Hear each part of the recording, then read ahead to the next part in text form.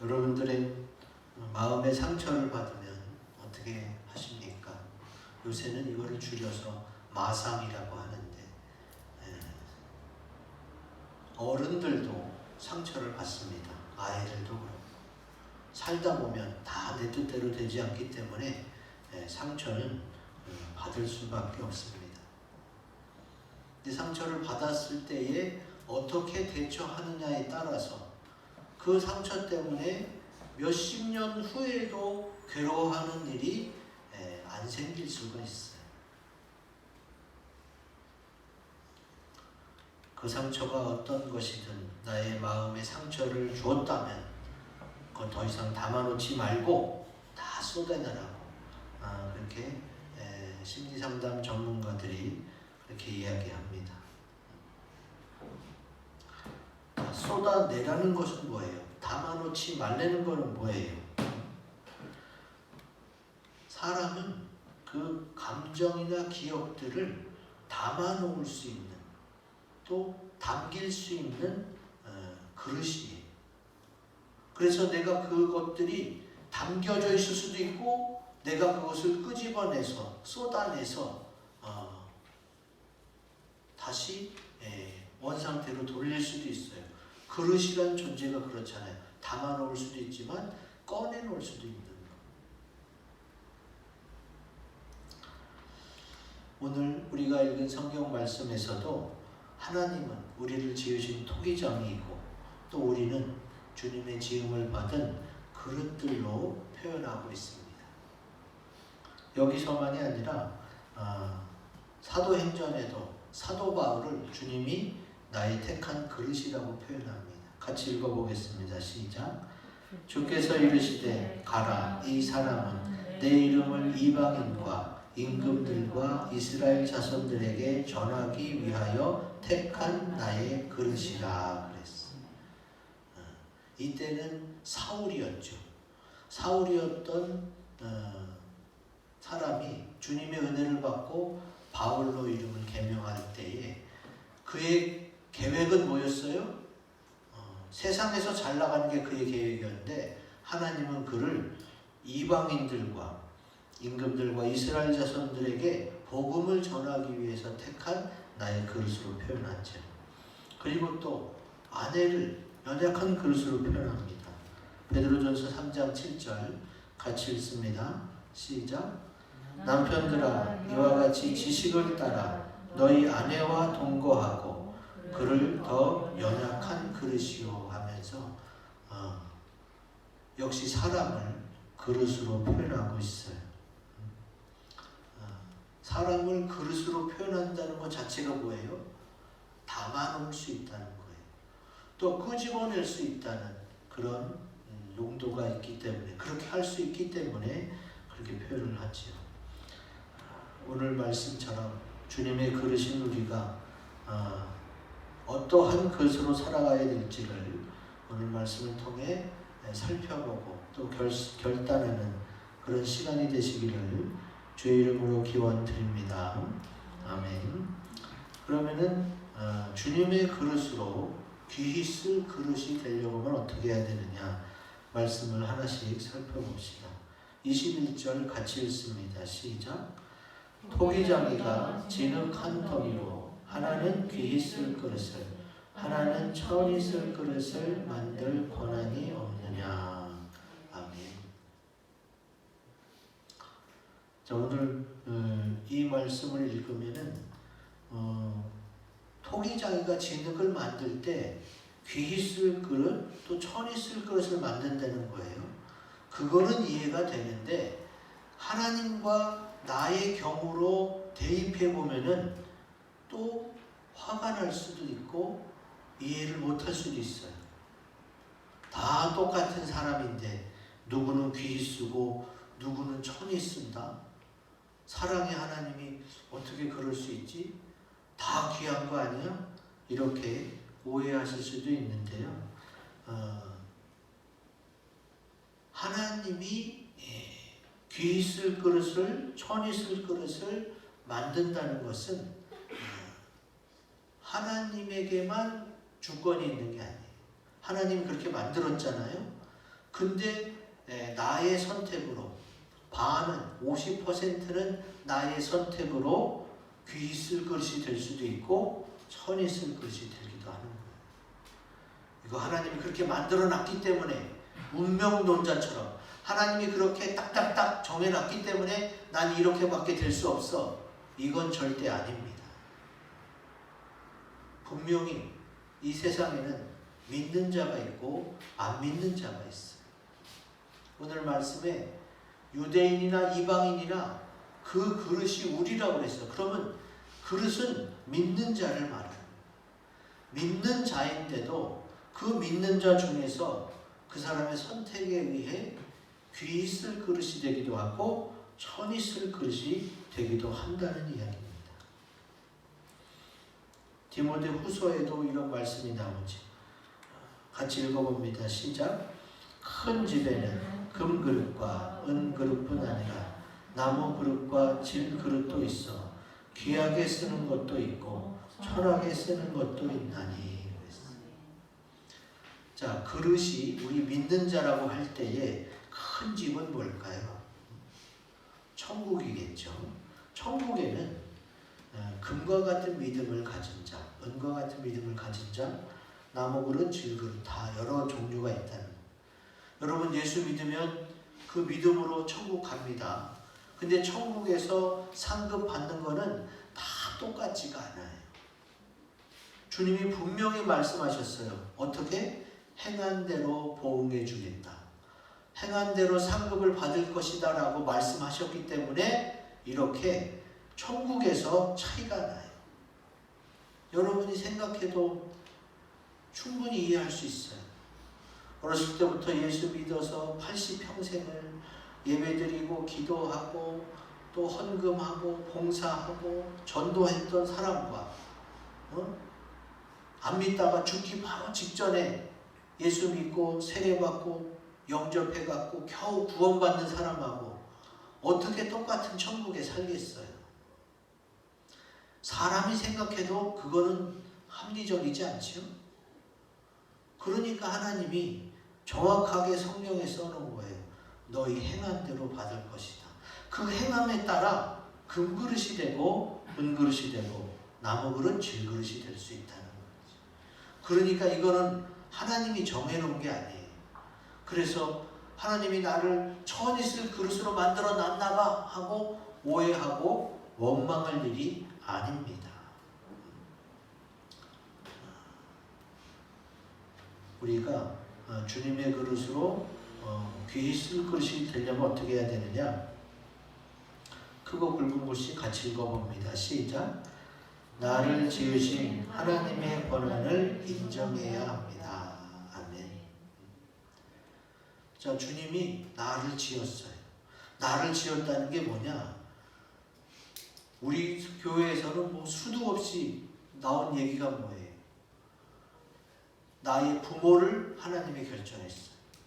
부모가 나를 택한 것도 아니고 내가 부모를 택한 것도 아니고 하나님이 내 부모를 결정했고 나의 성별, 내가 남자냐 여자나 태어나는 거, 나의 혈액형, 내 출생 순서, 내가 어느 나라에서 태어날지, 몇 년도에 태어날지, 몇 월 며칠에 태어날지도,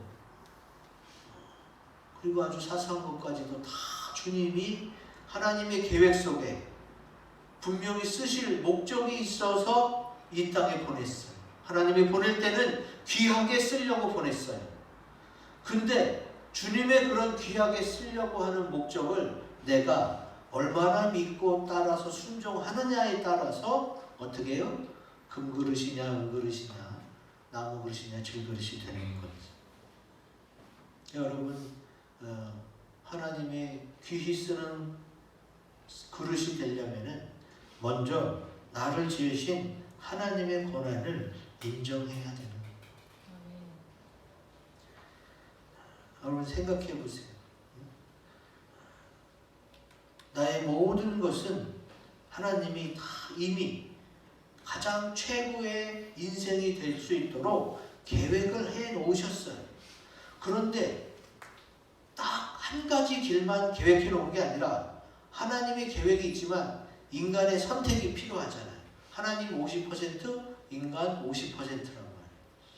그럼 인간이 어떻게 선택할지를 어떻게 해요?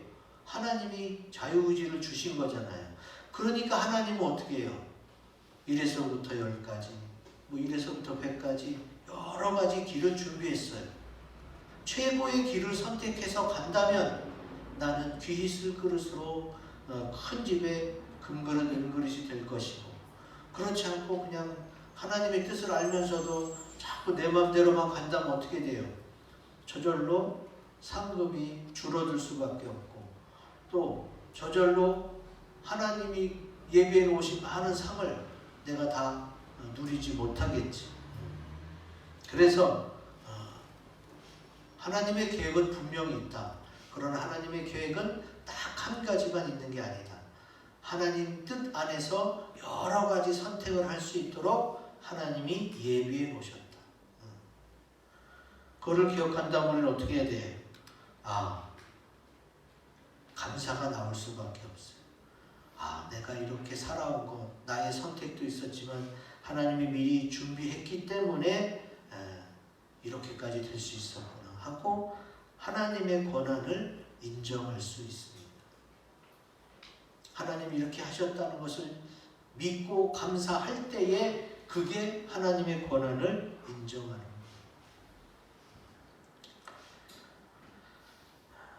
그 권한을 인정받는 자가 하나님으로부터 귀히 쓸 그릇으로 인정받는 자가 됩니다. 아주 하나님과 나는 뭐예요? 하나님이 이미 정해놓고 안 하면 혼내는 게 아니라 계획은 해놨지만 나의 선택을 존중하기 때문에 기다려주세요. 그러면 내가 어떻게 해야 돼요?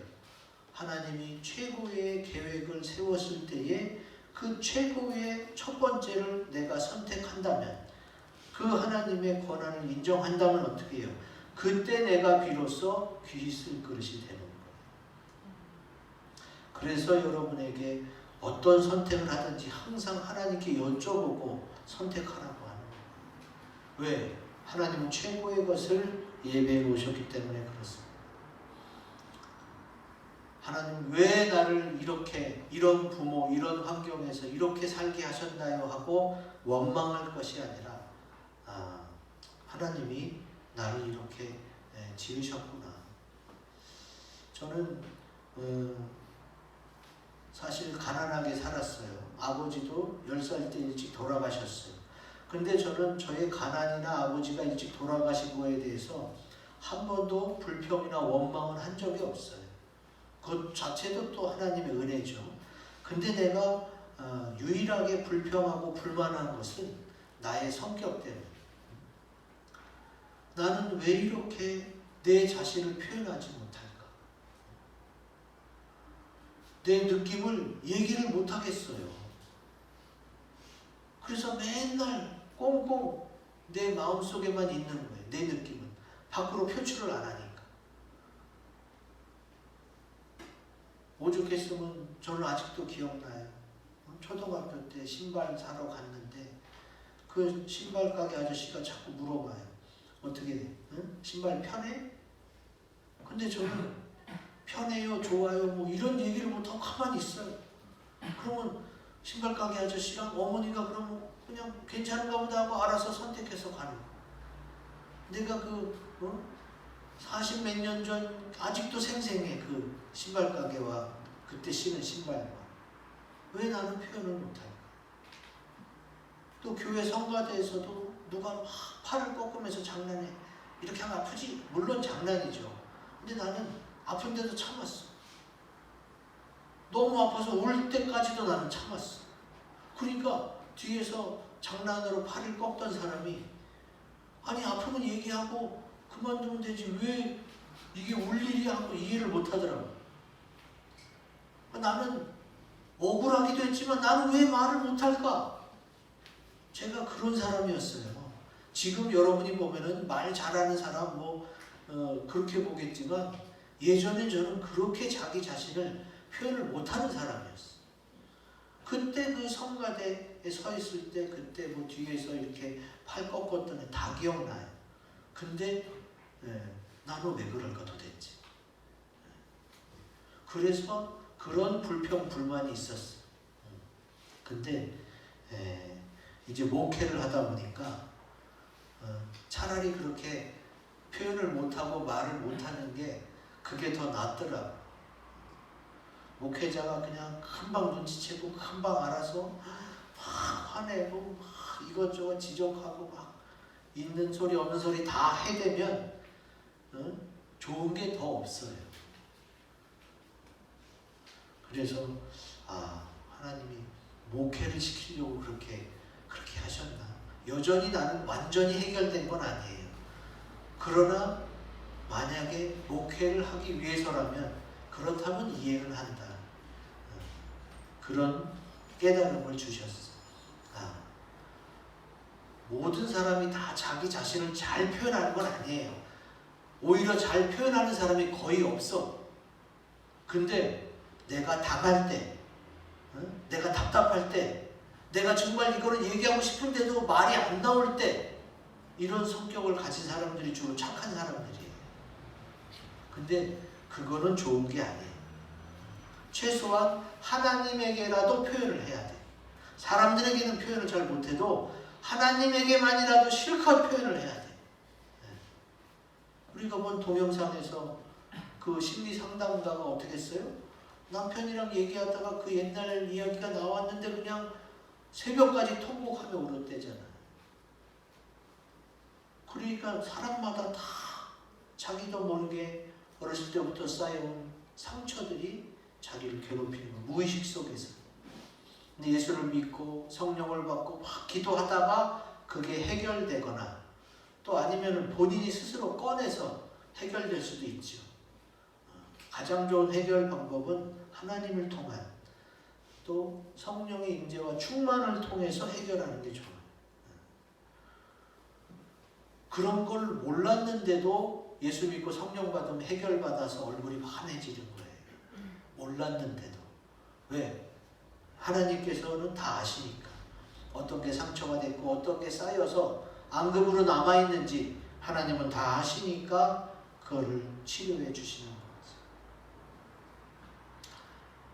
제가 이번에 지방에서 목사님, 사모님 이렇게 24분이 제주도 갔다 왔잖아요. 목사님, 사모님들도 상처가 많아요. 여러분, 사람을 상대로 하는 일이 힘든 게 상처를 받기 때문인데 그 중에 특히 성직자들은 더 깊은 상처를 받을 수밖에 없어요. 왜? 더 높은 윤리와 더 높은 인격을 요구하거든요. 성도들이. 그래서 더 설 자리와 또 더 마음을 나눌 사람들이 없어요. 그래서 목회자는 목회자, 또 사모님은 사모님들끼리 서로 위로하고 붙잡아 주는 거예요. 그럼에도 불구하고 그 목사님들, 그 사모님들, 또 저를 주님이 그렇게 지으시고 세워주셔서 귀하게 쓰고 계시는구나. 귀하게 쓴다는 것은 꼭 무슨 대통령이 되고 장관이 돼야만 귀하게 쓰는 게 아니에요.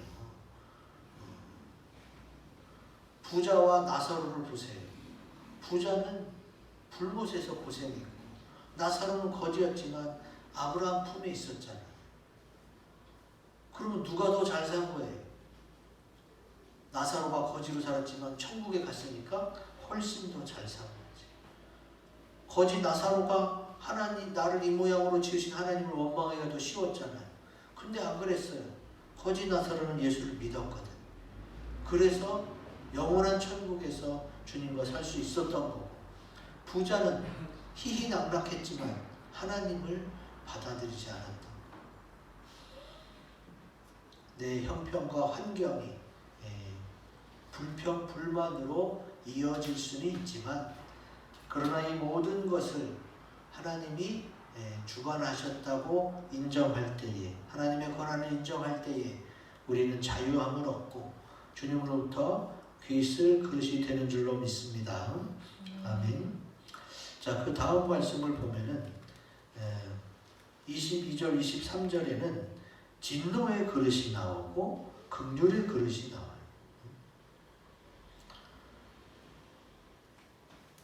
분명히 그릇은 사람을, 믿는 자를 의미한다면 하나님의 진노를 살 만큼 말을 엄청나게 안 들을 수도 있고, 또 하나님의 긍휼은 불쌍히 여기는 거예요. 멋이. 그래서 하나님이 불쌍히 여기고 또 동정해주고 그 사랑으로 보살펴주는 그런 상태로 살지 우리는 결정해야 돼요. 당연히 긍휼의 그릇으로 사는 게 좋겠죠. 근데 자, 여기서 중요한 것은 22절에 보면은요, 만일 하나님이 그의 진노를 보이시고 그의 능력을 알게 하고자 하사 그랬어요. 진노의 그릇을 상대로도 알게 하고자 하셨고, 23절 중간에 보면은 그 영광의 풍성함을 알게 하고자 하셨을지라도, 진노의 그릇에도 알게 하려고 했고 긍휼의 그릇에도 알게 하려고 했어요. 이것이 주님의 뜻이, 알게 하려고 하는 것. 쉽게 말해서 우리 모두를 주님은 어떻게 해요? 주님에 대해 배우고 깨닫고 알아서 행동에서 열매 맺는 그런 주님이 쓰기 합당한 또 귀히 쓰는 그릇이 되기를 우리 주님이 원하시는 거예요. 어떻게 해서? 알려줘서. 진노의 그릇에게도 그러지 마, 이러면 너 안 돼 라고 알려주길 원했고, 긍휼의 그릇에게도 그 영광의 풍성함을 알려주기 위해서 그러는 거죠. 그래서 주님의 그릇으로 귀히 쓸 그릇이 되려면 어떻게 되느냐? 크고 굵은 것을 읽어봅니다. 시작. 주님이 알려주시는 것을 깨달아야 합니다. 아멘. 그래야 귀히 쓸 그릇이 될 수가 있어요. 디모데후서 2장 21절 같이 읽습니다. 시작. 그러므로 누구든지 이런 것에서 자기를 깨끗하게 하면 귀히 쓰는 그릇이 되어 거룩하고 주인의 쓰심에 합당하며 모든 선한 일에 준비함이 되리라. 아멘. 주님이 자꾸 알려줘요. 근데 주님이 알려주는 게 뭐예요? 좁은 길로 가라. 넓은 길로 가지 마라. 깨끗하게 살아라. 이번 이태원에서 일어난 12구 참사가 이유가 뭐라고 생각해요? 많은 사람들이 넓은 길로 가려고 하지. 여러분 오해하시면 안 돼요. 그 참사가 일어난 장소는 좁은 길이었어요. 주님이 좁은 길로 가라고 했는데 좁은 길로 가다가 많은 사람이 죽었지 않느냐? 자, 성경에서 말하는 넓은 길은 뭐예요? 많은 사람들이 가는 길. 지금 그렇게 압사당한 150여 명이요, 막다른 골목에서 눌린 게 아니에요. 여러분 수도 없이 들으셨죠? 위에서 내려오고 밑에서 올라가고, 그래서 그냥 중간에서 압사당해서 죽어. 그럼 도대체 무슨 생각으로 그 사람들은 계속 밀어붙였을까? 많은 사람들이 그냥 생각 없이 간 거예요. 생각이 있었다면 그렇게 하겠어? 요즘 젊은이들에게 경종을 울리는 사건이 됐어요. 제발 좀 정신을 차리고, 이거 위험하다. 그럼 빠져나왔어야지. 뭐 이렇게 가다 보면 뭔가 되겠지. 뭔가 되겠어요. 지금 초등학교부터 고등학교 때까지 학교마다 걸려있는 게 뭐예요? 창의적 인간이에요. 창의적 인간. 근데 요즘 젊은이들이 창의적이 많이 부족해요. 그냥 많은 사람들이 가는 길로 가요. 그래서 이런 일이 생겼잖아요. 주님이 가라고 하신 좁은 길은 뭐예요? 주님이 원하시는, 많은 사람이 가지 않아도 주님이 원하시는 길이라면 우리는 그 길로 가자라는 거예요. 그리스도인들도 어떤 생각이 있어요? 많은 사람이 택한 쪽으로 가서 안전하게 가려고 하는 그런 생각이 있어요. 그런 거는 다 내려놓으시고 하나님이 가라고 하시는 길이 바로 좁은 길이에요. 그 좁은 길로 가면 어떻게 돼요? 그게 세상과 멀어지고 세상 가치관과 멀어지고 자기를 깨끗게 하는 길이에요. 그래서 귀히 쓰는 것이 돼요.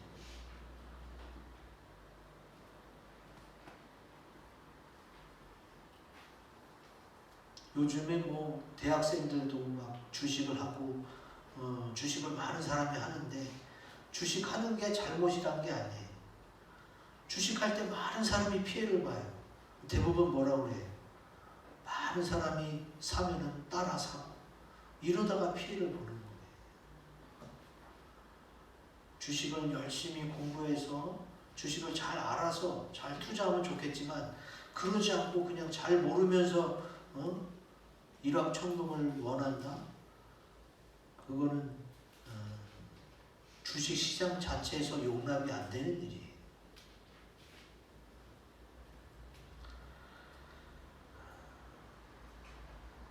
이 주식이 오를지 저 주식이 오를지 그거를 주님께 여쭤보는 것도 뭐예요? 그것도 자기를 깨끗게 하는 그런 것과는 거리가 멀어요.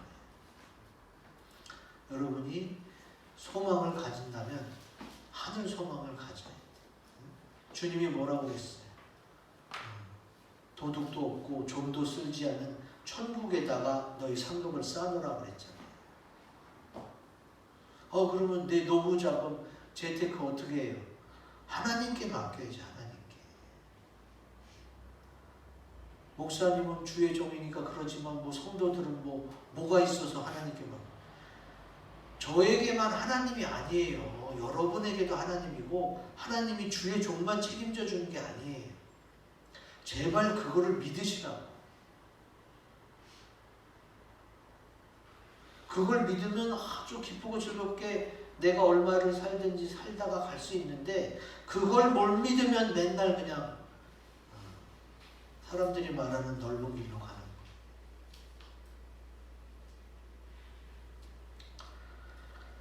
주님이 알려주세요.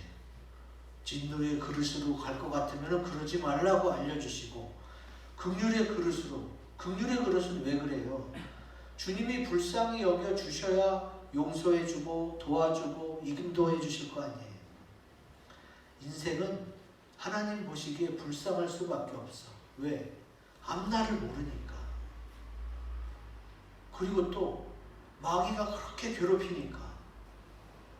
주님도 인정했잖아요. 너희 육신이 연약해서 그렇게 그런 것이다라고. 그러니까 주님의 한없는 긍휼 때문에 그 긍휼의 그릇으로 우리를 쳐다보기 때문에 우리가 주님의 사랑을 계속 받을 수 있는 거죠. 마가복음 8장 17절 같이 읽습니다. 시작. 예수께서 하시고 이르시되 너희가 어찌 떡이 없으므로 수군거리느냐. 아직도 알지 못하며 깨닫지 못하느냐. 너희 마음이 둔하냐. 예수님께서요 이런 뉘앙스로 얼마나 많이 자주 얘기했는지 몰라요. 그러면 주님이 뭘 원했어요? 우리 믿는 자들이, 우리 주님이 지으신 그릇들이 알고 깨닫기를 원했던 거예요. 알고 깨달아야 어떻게 해요? 주님이 쓸, 주인이 쓰심이 합당한 어떻게 해요? 그런 귀한 것이 돼요.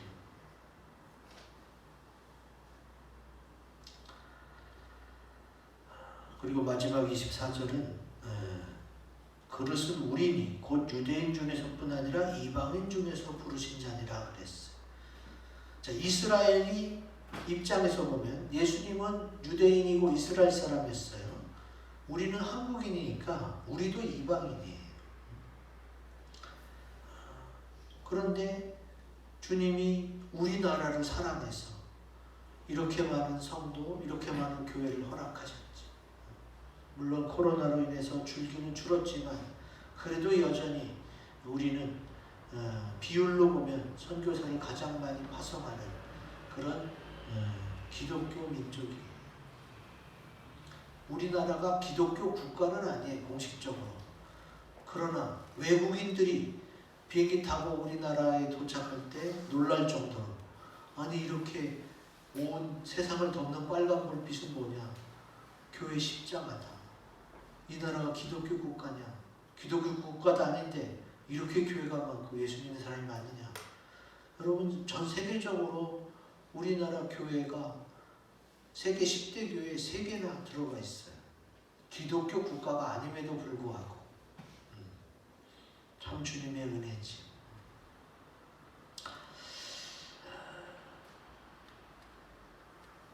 여러분이 생각할 때 사도 바울은 귀히 쓸 그릇인가요? 천히 쓸 그릇인가요? 어느 쪽인 것 같아요? 오늘 우리 찬송에도 바울이 나왔죠. 우리나라뿐만이 아니라 전 세계적으로 바울의 그 충성, 또 전도, 그 주님에 대한 믿음, 주님의 재림을 소망하고 기다림, 이런 건 유명하죠. 바울은 분명히 주님의 귀히 쓸 그릇이었을 것입니다. 근데 이 귀히 쓸 그릇인 사도 바울이 뭐라고 고백했어요?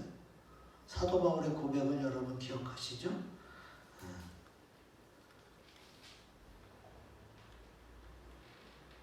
우리 크고 굵은 글씨 같이 읽어봅니다. 시작. 하나님의 은혜를 고백하는 그릇이 되어야 합니다. 사도 바울이 여러 가지를 고백했지만 그 중에 그의 최고의 고백은 바로 고린도전서 15장 10절일 것입니다. 같이 읽어봅니다. 시작. 그러나 내가 나 된 것은 하나님의 은혜로 된 것이니 내게 주신 그의 은혜가 헛되지 아니하여 내가 모든 사도보다 더 많이 수고하였으나 내가 한 것이 아니요 오직 나와 함께 하신 하나님의 은혜로라. 아멘. 사도 바울이 우리가 인정할 만한 귀히 쓸 그릇인데 그가 고백한 것이 뭐냐? 내가 나 된 것은 하나님의 은혜다. 이거 한마디가 바로 뭐예요? 하나님의 권한을 인정하는 거예요.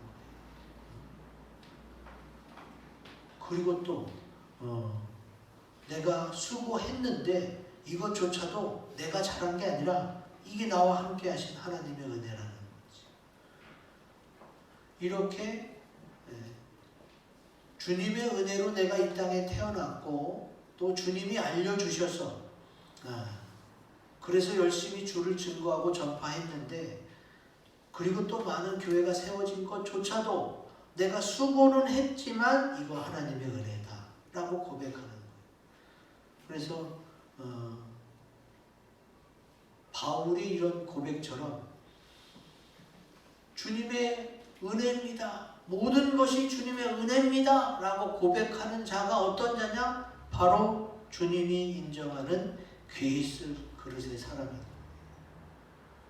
이제 귀히 쓸 그릇이 되는 방법이 뭔지 아시겠죠? 이것도 역시 믿음으로 고백할 때에 그런 그릇이 되는 거예요. 누구는 태어날 때부터 귀히 쓸 그릇 이렇게 정해놓지 않았어. 분명히 말씀드렸잖아요. 하나님의 계획은 딱 한 가지 길이 아니라 하나님의 계획은 계획 속에서 여러 가지 길이 있어요. 그 중에서 내가 선택하는 거예요. 그러면 최고의 길이 있고 쉽게 말해서 100점짜리 길이 있고 95점짜리 길이 있고 80점짜리 길이 있고 50점짜리 길도 있겠죠.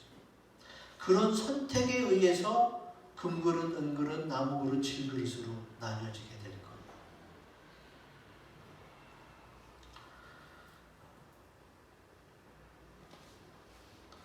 하나님이 인정하시는 귀히 쓸 그릇의 사람들은 모든 것이 하나님의 은혜로 된 것임을 고백하는 사람들인 것을 오늘 이 시간 깨닫고 그것을 고백하는 저와 여러분들이 되시기 바랍니다.